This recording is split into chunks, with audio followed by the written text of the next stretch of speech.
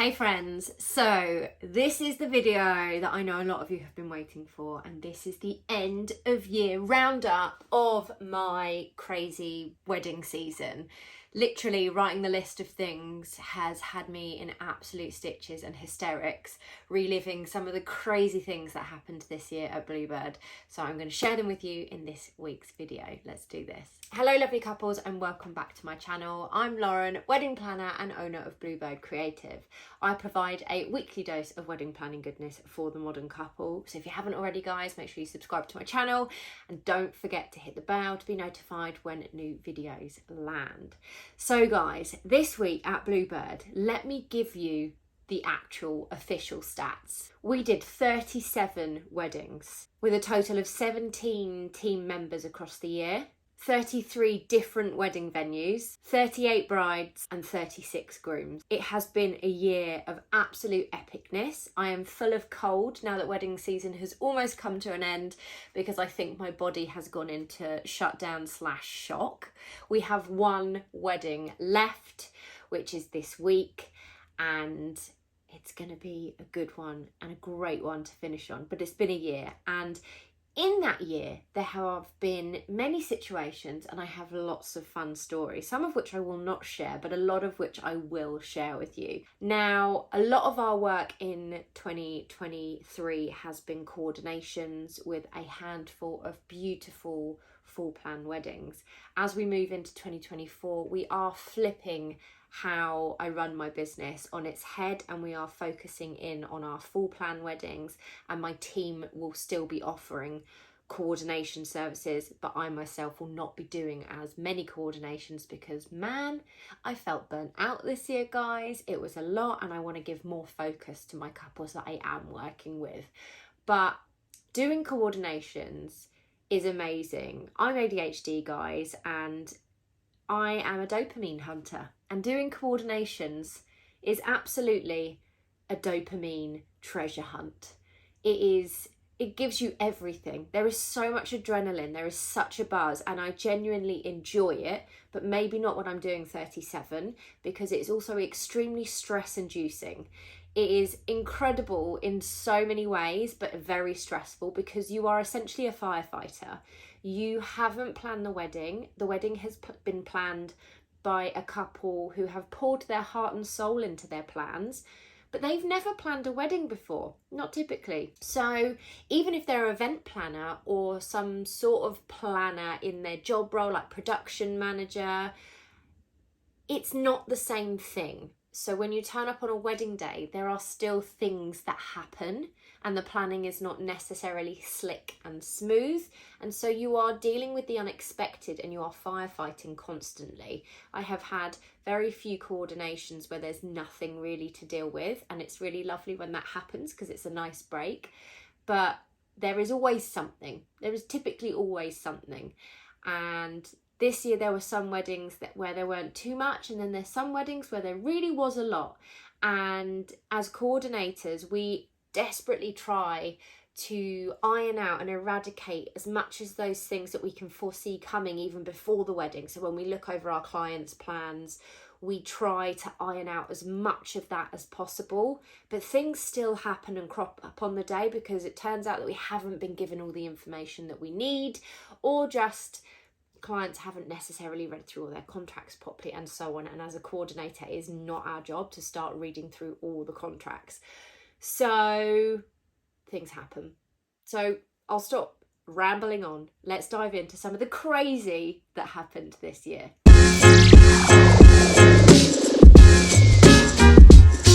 So one of my weddings was absolutely perfect. I loved it so much, but there was a really funny moment in the evening. It was early evening. The bride had had quite a lot to drink. The guests, or the bridesmaids, had had quite a lot to drink, and we'd gone back to her bridal suite to bustle her dress. Now, when I asked if there was a video to bustle the dress, they didn't have it to hand, but she was like, "Don't worry, my bridesmaid knows exactly what she was doing." Turns out that I'm not 100% sure if either of them could fully remember it, and obviously they'd had quite a few glasses of champagne at this point in the day, and there was no video for me to watch to help. So we had to go. But just bearing in mind, guys, I have bustled quite a lot of dresses, but every dress is different, and I am not a dress bustling professional. So when you're trying to find it and work it out, it can be quite confusing if you haven't been told what you're doing. So what I will say is make sure that you have filmed that bad boy being bustled and keep a video of it. If you can give it to your coordinator, great, but just bear in mind that you are probably going to have had a couple of drinks, and whoever's doing your dress is probably going to have had a couple of drinks unless you have a coordinator. So just make sure you know what's going, or just be chill about it, because at the end of the day, we didn't get it right. We couldn't quite suss it out, and it was a moment. It was a funny moment, to be fair, and it obviously didn't ruin the day. And I look back at the pictures of the first dance and I can notice it, but I don't think anyone else would notice it. But it's definitely avoidable. So one thing to note. We had another wedding in April, and the client decided that they wanted an outdoor wedding ceremony in April in England, and the venue itself didn't really have an outdoor setup, let's be perfectly honest, and the client had ordered a marquee, but when I turned up on site it was probably more of like a barbecue marquee as opposed to like a wedding marquee. It wasn't an overly big sort of setup or situation, and there wasn't another option. There wasn't really a wet weather option. So everybody could kind of sit in the marquee, but there was no way of getting to the marquee without going outside. And the client was adamant that she still wanted to get married outside in that area with all the guests sat in the marquee. It was a storm. I can't remember what her name was. Let's call her Doris, the storm, not the bride. The bride was lovely. And Storm Doris was going for it. And as we had to leave to get to the ceremony, Storm Doris was literally howling, spitting out rain everywhere. I was like trying to hold the veil all over the shop. It was literally blowing. And I'm pretty sure that as we were walking through the gardens to the marquee, you could just hear us all screaming from the wind. It was really funny, and we did really, really giggle. But there was a lot of screaming. It was sloppy, mud, rain, wind coming at us. I mean, it was wild, but we did it. And I'll tell you what was amazing. As the bride got to the end of the aisle, the rain stopped and the sun came out. I mean, what are the chances of that? I personally think that that's a good sign. But also, if we had just waited another 1 minute, we maybe would not have gone through all the chaos and carnage that we did walking through the gardens. But there we go. So, I mean, I don't know what the lesson is from that one. Maybe don't plan an outdoor ceremony in April in the UK, but it was fun. Another wedding we had this year was at a stunning venue in London, very prestigious club, I won't mention it. And on the wedding day, the caterers, it turns out, when I asked something about the meals, they were planning on serving up completely the wrong main for the wedding breakfast. I mean, that is not okay. And again, as coordinators, I don't follow up with the caterer to double check that they know what the food is that they're serving, because we don't get involved in that side as coordination. Obviously, when we're planning, it's a completely different story. What I do ask the caterers is what time they'll be on site, what time their team are arriving, have they got any setup and logistical information that's going to help us manage the day. But in terms of the food, that is not a coordination role. When I questioned it on the day, they were literally serving the wrong main, which was a huge issue, as you can imagine. And when I said they needed to deal with that situation and try and correct it, they literally couldn't. So what went from what was supposed to be a roast completely just went a bit Pete Tong. But we managed to kind of pull it back, and I asked them to change the potatoes so that at least it kind of lent closer into what they wanted. And the client was okay with it, and we managed to kind of find a halfway house. But if I hadn't been there to kind of deal with that situation, I think that would have caused a lot of stress for the client, and she was already feeling it on the morning of. Even in their thank you card that arrived, she was like, "Thank you so much for dealing with the food." Those sorts of things I just think are unacceptable. I can't believe it happened, but these sorts of things do happen, unfortunately. So just be wary, make sure you double check that they know what food they're providing. Most caterers are on it, just a flag. One of our other weddings this year was, again, the wind. The weather this year literally played such a role in our weddings. It's insane. We were at one of our favourite venues where we actually had 4 of our weddings this year. And it was May, and we were just, I think we had every season going in May this year, and the wind was literally crazy. Now, this wedding venue can feel the wind anyway. It's in a bit of a bowl, and the client had decided, it was sunny, and the client had decided that they were having their wedding breakfast outside, which was fine, but obviously the wind was playing massive havoc. My poor team literally were blue tacking all the stationery to the tables. They were having to try and put rocks in the flower arrangements because they were just blowing over in the wind. The candles were all blowing out. Like, it was an absolute nightmare to just try and keep everything on the tables. But they did. They managed to do that. If our team hadn't been there, the couple would have got to the table. Everything would have been wet from the flowers tipping over. There would have been no stationery on the table because it would have blown away. It's all these simple little things that the team are behind the scenes just managing and trying to keep as perfect as they possibly can for the client. You just don't realise it's happening. But they worked really hard and they managed to pull it off, bless them. But I know that it was very stressful for them on the day. Continuing on the weather front, which basically caused most of our issues this year, and I recently had an inquiry call with a couple and they said, how well versed are you in dealing with wet weather options? I like to think that I am extremely well versed because I am based over here in the UK, and especially after this summer, I feel that we can deal with anything. Plus, it's kind of in your job description that you need to be always having plan A, B, C, all the way through to Z up your sleeve. But this particular wedding was a bit of a tricky one.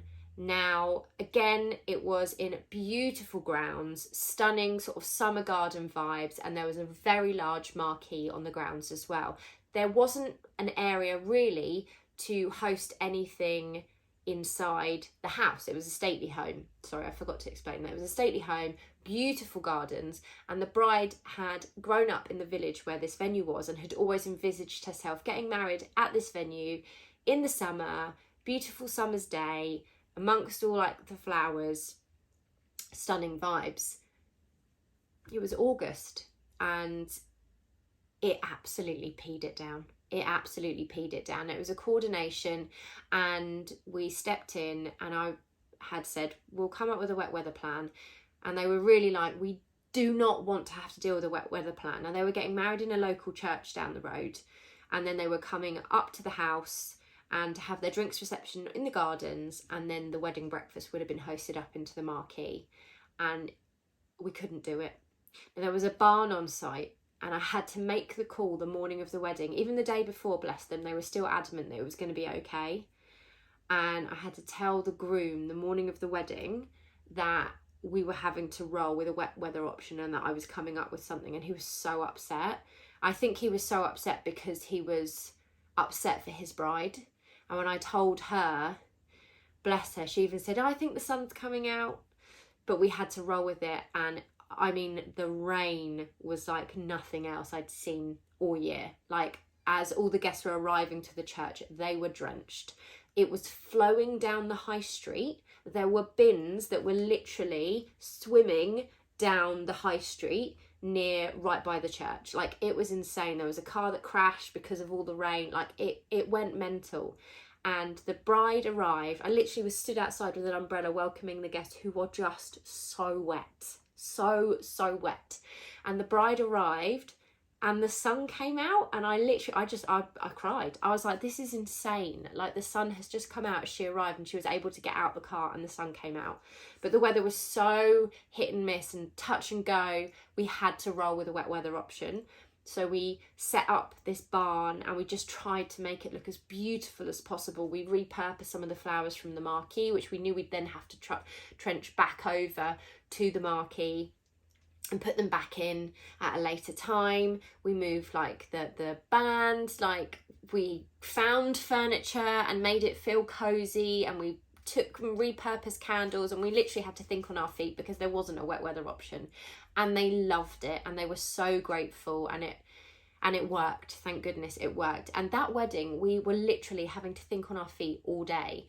I've got pictures of me walking across a field with a full-on mac and a mallet because we'd had to roll up the coconut matting to the marquee so it hadn't got trenched and covered in mud. And then at the last minute, we were unrolling it and hammering in all the nails and the pins to the matting so that when the guests came up, it wasn't covered in mud. Like, the flower arch outside the church, because it had rained so much, it had got so heavy, and during the ceremony, it fell down. This client had spent thousands on their flowers. They to this day do not know that that flower arch fell down, because I was on the phone to the florist who was up at the other site, and they came down and they quickly managed to get it up and to rejudge it. So by the time the ceremony finished and everybody came out and the bride and groom came out and had their photos, it was perfect. They didn't know any of that happened.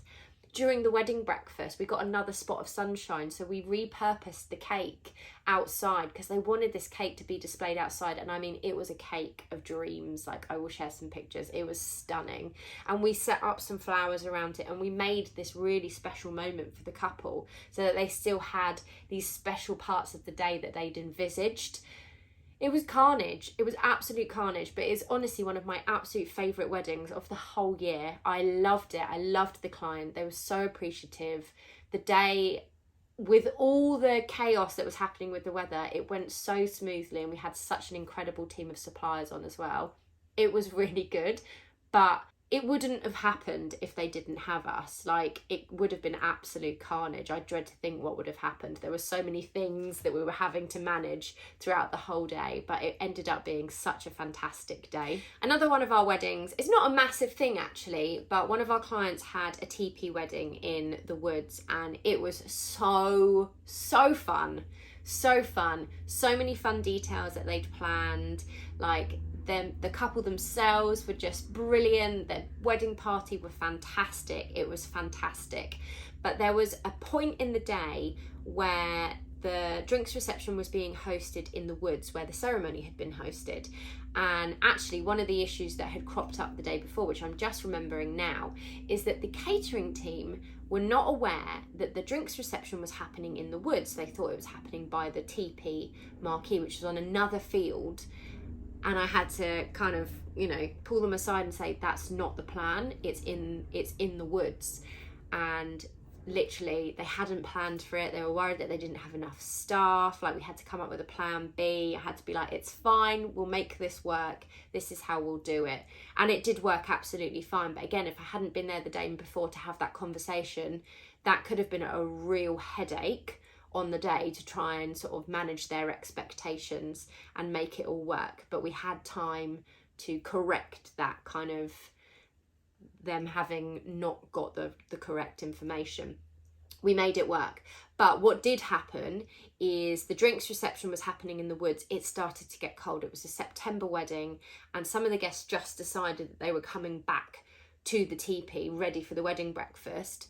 But it wasn't ready. It wasn't the right time to come back. They hadn't been called and invited to the teepee. It wasn't all set up. It was a bit of a nightmare. We managed to manage the guests at that point. We managed to make it work. We got everything ready, and then all the guests came in. But that was one of those kind of carnage things where suddenly the guests are just appearing because they've made the decision that they're coming in, even though there was an announcement. And it turned out that somebody was going around telling everybody to go.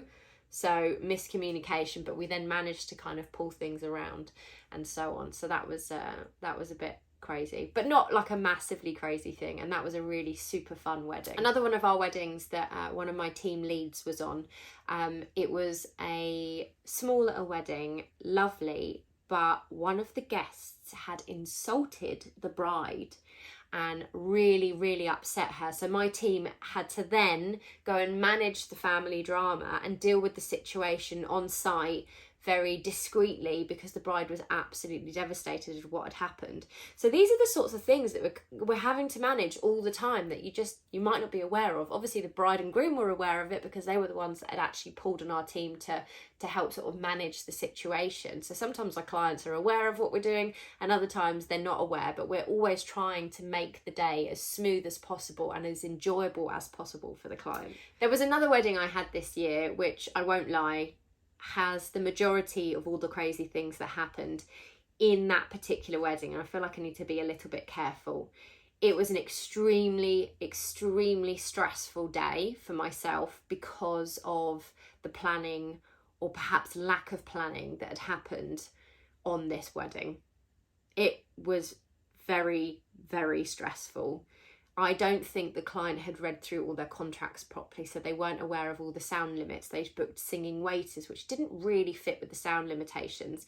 The venue was under scrutiny from the council, so they had to be really strict with their sound limitations at that point, and just make sure that they were not only following the rules but just being like super, super good, so that they were able to keep their license.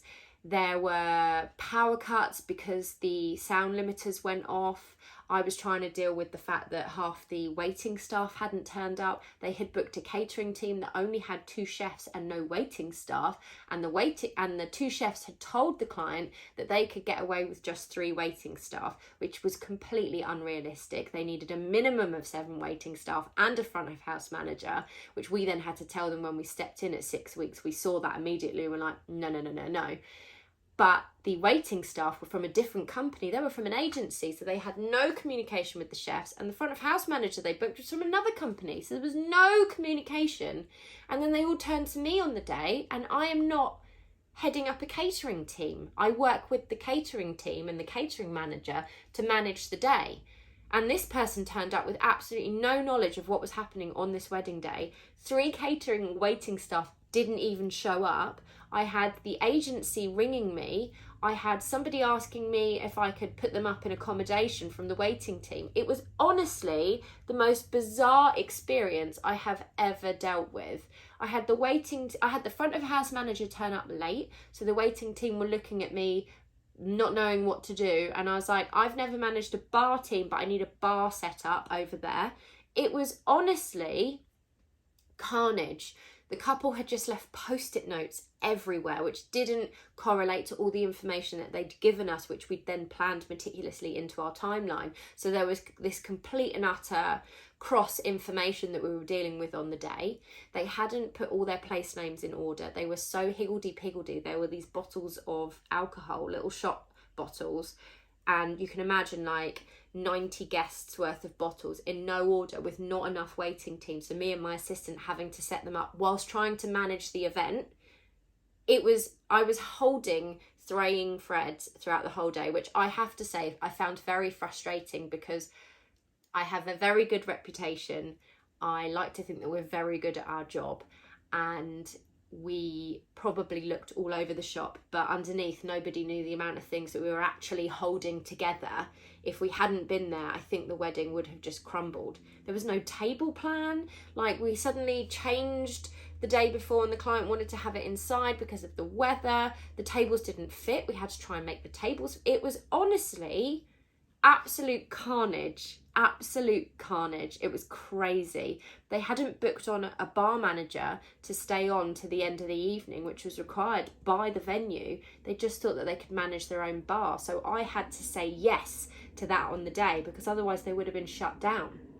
Like, they had to then pay that supplier later on, and I had to basically get a member of staff to stay later from the bar team to manage the bar. There were all these things. So basically the lesson from this, guys, is read your contracts. It is so important that you read your contracts. I cannot tell you. Anyway, I'm not gonna add any more to the mix. This year was amazing. It was fantastic in so many ways, and there were just a sprinkling of issues that kind of really stood out, and I thought I'd share with you. This is not me moaning. This is me sharing the funny stories, the things that we had to deal with, and hopefully giving you guys some lessons in like, oh, I mustn't do that, because that's not the ideal situation that I want to be on my wedding day. Anyway, guys, I hope you found this video helpful and a little bit fun. I'll be back next week with some more wedding planning goodness. In the meantime, have a great week.